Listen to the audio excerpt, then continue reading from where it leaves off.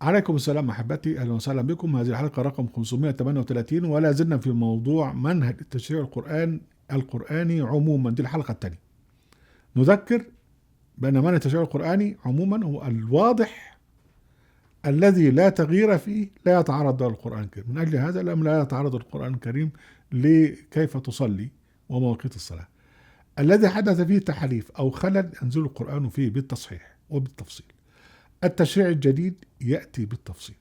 هنعطي تشريعا يعني مثلا من التشريع الجديد في موضوع الاستئذان، وده موجود في سورة النور. قلنا أن سورة النور من أوائل ما نزل في المدينة، عشان خاطر كده احتوت على كثير من التشريعات الاجتماعية، و من ضمنها من ضمن التشريعات الجديدة تشريع الشورى.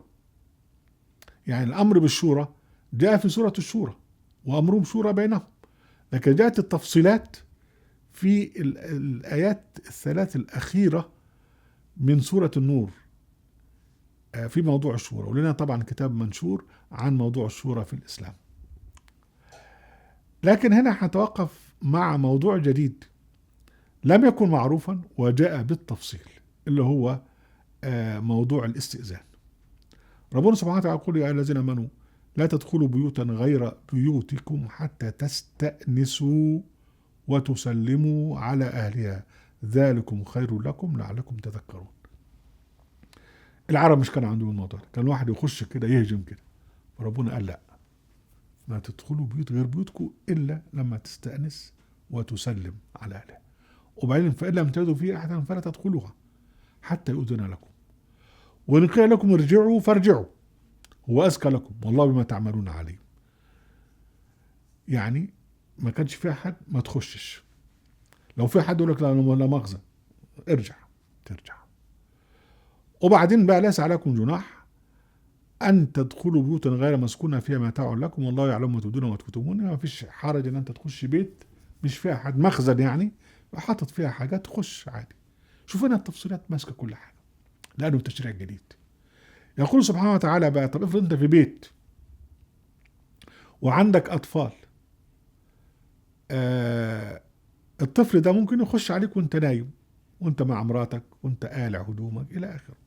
فنزل تشريع أيضا في موضوع الاستئذان هنا في الآية 58 59 من سورة النور. يقول سبحانه وتعالى: يا أيها الذين آمنوا لا يستأذنكم الذين ملكت أيمانكم والذين لم يبلغوا الحلم منكم 3 مرات.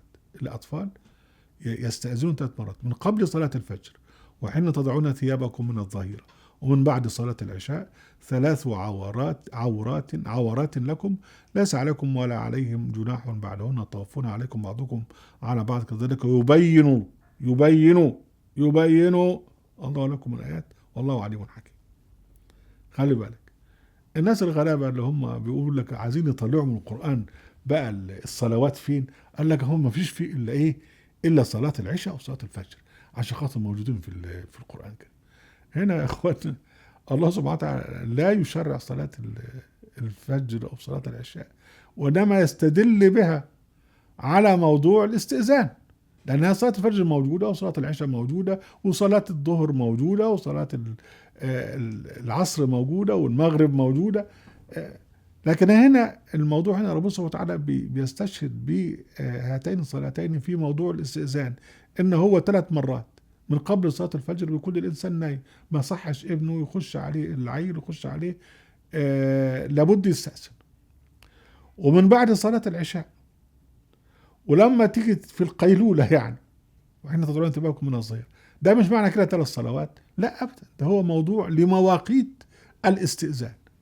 بعد كده ربنا سبحانه وتعالى يقول: وإذا بلغ الأطفال منكم الحلم فليستأذنوا. يبقى الأطفال بقى لما يكبروا ويبقوا شباب رجالة لابد يستأذن في كل وقت، ما يخشش كده إلا لما يستأذن على أبوه وأمه يعني.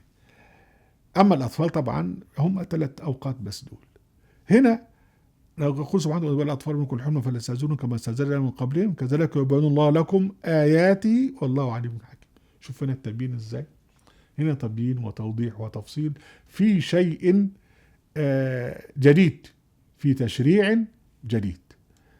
اهلا وسهلا بكم احبابي في برنامجكم الحصاد القرانيه في قناه اهل القران وفي موقع اهل القران. لا تنسوا المشاركه بالشير واللايك، وعليكم السلام.